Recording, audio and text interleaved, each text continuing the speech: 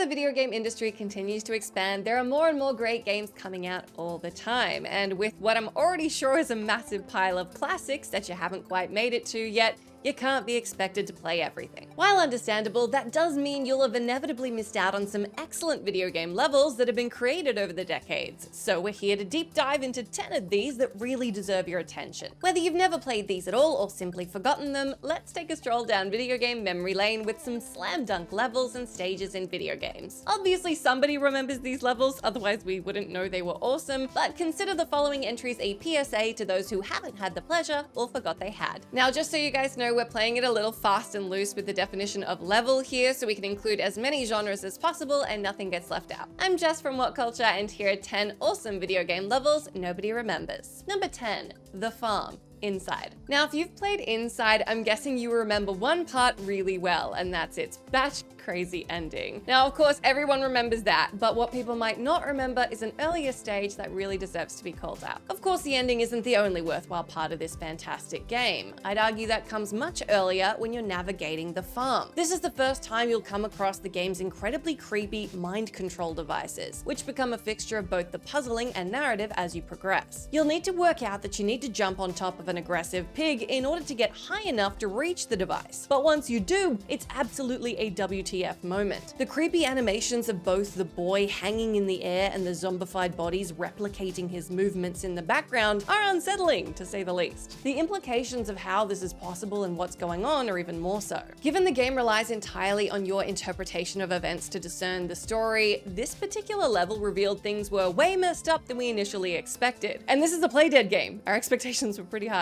Number 9, The Battlefield. Brothers: A Tale of Two Sons. Up there in the top 5 games I absolutely will not ever stop talking about, Brothers: A Tale of Two Sons is a gorgeous puzzle adventure game from the creator of It Takes Two. The narrative calls for two young brothers to take on a perilous journey to get water from the Tree of Life, which will cure their ailing father. The adventure has many twists and turns, but one especially cool level takes place over a battlefield. Here you'll see a great conflict with many lives lost has taken place, but it's not just any battle. All the bodies are those of giants. Given this is a game with no spoken dialogue, everything you learn about the world and its characters is through exploration and what you can glean from the journey. Navigating the brothers in and around the giants' dead limbs and body parts is pretty confronting. It's a relatively small part of the game, but the implications for what's going on in the world outside of the journey and priorities of your protagonists is very cool, and it's a great example of environmental storytelling. Number 8, The VIRMIRE Assault, Mass Effect. Jessica, I hear you say, why on earth have you put Mass Effect on this list? Everybody knows Mass Effect, it's one of the biggest trilogies in gaming. And to that I say,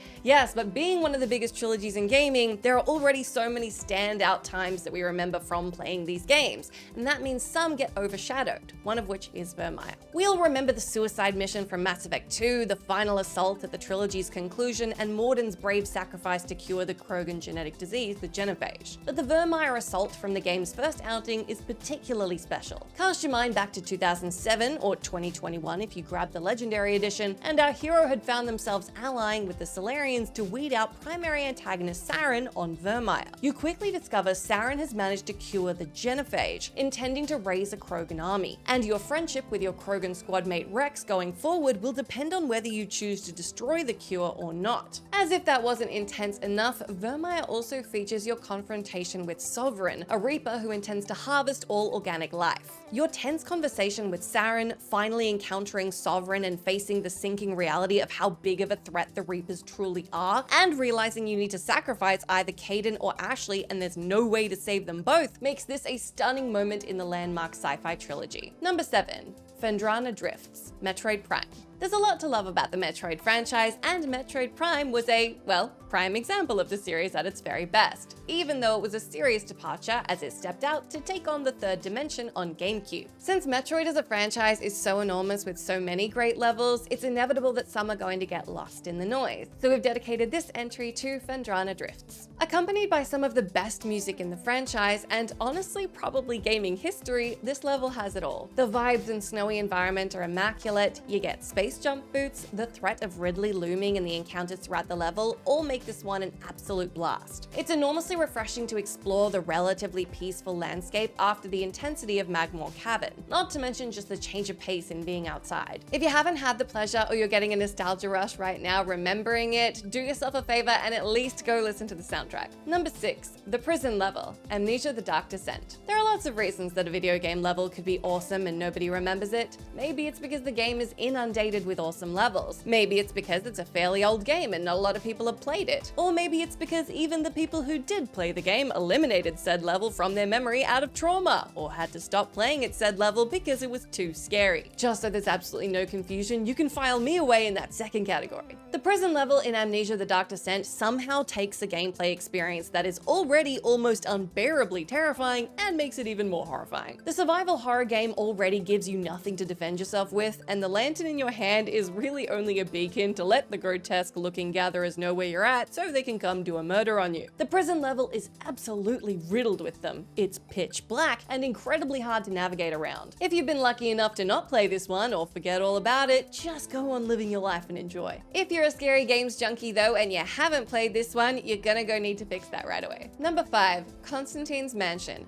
Thief Gold. It's pretty common knowledge that the Thief games have some of the best levels in all of video games, so everyone will have their favorites. But due to their age, a lot of them have been lost to time, since we are talking about a level made decades ago now. Constantine's Mansion is a level you'll encounter in Thief Gold, the 1999 expanded edition of the original game. In short, like many of the incredible stages from the original, this one is just a masterclass in game and level design. Things quickly get twisted and creepy until you realize the world itself is warped. The music and sound design is genuinely chilling and amps up your unease in discovering the mansion is essentially a supernatural maze, and your initial quest to nick a sword out from under everyone's nose is more complicated than you'd bargained for. This level especially works so well because you're not primed for everything to get quite this twisted, so it's all the more impactful. Number 4. Convergence, Dreamfall: The Longest Journey. Dreamfall: The Longest Journey is the second in a trilogy of adventure games released between the late 90s and 2014. It tells a massive story about a science fiction world and a fantasy world existing in parallel to one another, and the balance that needs to be maintained between them. While the first game centered on just one protagonist, 18-year-old April Ryan, its sequel Dreamfall has 3 protagonists: a now older April, Zoe Castillo from the sci-fi Earth, and Kian Alvane from Arcadia, the fantasy Earth. You spend each level of the game taking control of these characters in turn as they go about their own journeys and objectives with their own goals and motivations. It all comes to a head though in one of the game's best chapters, Convergence. Here you'll get to see your protagonist's lives and worldviews collide in ways that are super satisfying given how much of the game you've played through as each of them separately. This is especially interesting when Kian and April run into each other, as they're unknowingly on opposite sides of the same conflict, and you'll get to choose how you want to communicate as each of them as the dialogue progresses. Essentially, this is one of the best narrative moments in what I personally think is one of the best stories video games have ever told, so on the list it goes. Number 3. The Darkness Trial, HELLBLADE: SENUA'S Sacrifice. To say there's a lot going on in HELLBLADE: SENUA'S Sacrifice would be the world's biggest understatement. You have voices in your head, puzzles to solve, brutal enemies to take on, and a journey that will take you straight to hell and back. As a result, a lot of the better sections will get lost in the end-to-end oppressiveness that is this gameplay experience, which is a shame because there are some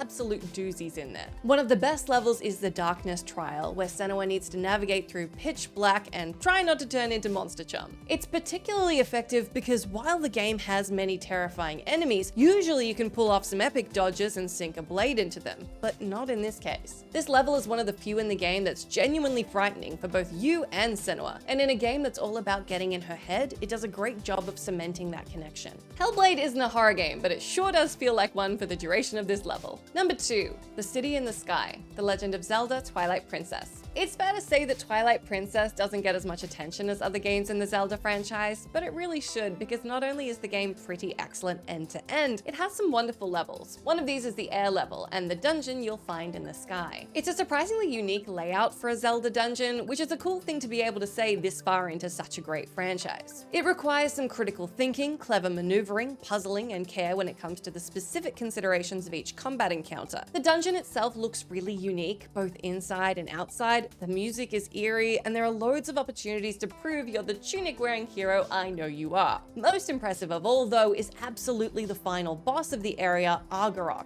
This dude is a whole-ass dragon, and you'll need to get clever with your hookshot and comfortable using the environmental advantages at your disposal within the arena in order to take it down. This fight is epic. I mean, who doesn't want to play as Link hookshotting your way onto a dragon and then stabbing it on the back until it falls to the ground? Nobody, that's who. It's awesome. Number 1. The Glitz Pit, Paper Mario: The Thousand-Year Door. Released for the GameCube in 2004, Paper Mario: The Thousand-Year Door belongs in the Psychonauts Hall of Fame for especially impressive level design. The Glitzville Fighters Pit level in particular may be a touch lost to time now, especially for new gamers, but hey, that's what this list is for. You'll initially seek to take the Crystal Star off the current arena champion, Rawkork, but it's a little more complicated than that. Eventually, you'll discover there's a great mystery going on around the arena, and meeting and interacting with its characters is delightful. It seems like you're just doing a basic set of arena matches, but slowly the real story and gameplay of the level unveils itself. You'll get a series of cryptic emails to decipher from someone known only as X, and I won't spoil it for you here just in case, but it's a load of fun to get to the bottom of everything that's going on here. Admittedly, this one is pretty long for a single level, but it's well loved by those who remember it and not remembered enough, so there you have it. That's the end of our list, but do let me know down in that comment section what your picks are for awesome video game levels that not enough people remember. As always, I've been Jess from WhatCulture. Thank you so much for hanging out with me. If you like, you can come say hi to me on my Twitter account where I'm at Jess McDonald, but make sure you stay tuned to us here for plenty more gaming goodness.